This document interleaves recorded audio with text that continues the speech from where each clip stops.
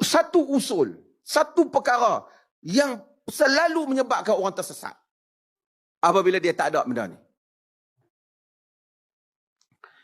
Dia panggil manhajut talaqi.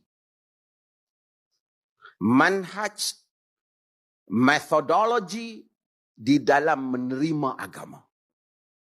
Bila dia tak ada asas ni, saya nak fahamkan tuan-tuan, sebelum nak cerita, ini dia panggil problem kajian, permasalahan kajian dalam tesis. Macam ni. Ramai orang dia tengok, pasal apa yang makcik pergi ikut apa Nabi Melayu tu nama apa? Kahar apa? Rasul Kahar.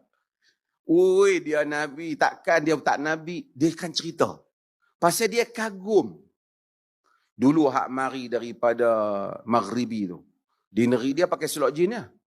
Tapi main Malaysia bubuh celak, ikat serban bagi kemah. Bubuh baju bagi kemah habis 400 ribu. Dekat 800 ribu duit.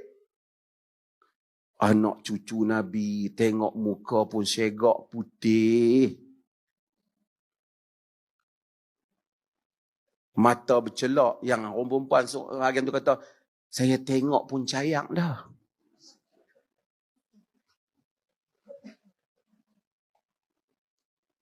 Mari daripada Yaman. Kejadian Allah bagi. Tapi saya nak ceritanya ialah apabila tidak ada sumber wahyu. Kulit gelap. Mata leh. Tengok muka dia teringat macam muka Nabi. Takkan Nabi teratu saja. Baca Syama'ilun Nabi. Macam mana wajah Nabi? Dia kata Habib Hakmai tu muka macam mana hantar Habib tu muka Nabi? Kot-kot lah no.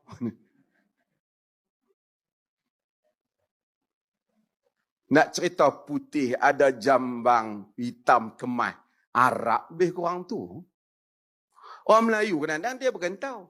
Dia pergi Mekah, dia kena tipu dengan Pakistan dan Bangladesh. Hadut jual, dia kata Arab tipu dia. Dia kata aku jual Arab tu tipu aku. Itu bukan Arab yang tipu dia. Bangladesh yang tipu dia. Dengan Myanmar. Yang jual di kedai-kedai tu. Tapi bila tengok ada jambang, ada apa. Kenapa jadi macam tu? Kenapa dia? Sebahagian tu kenapa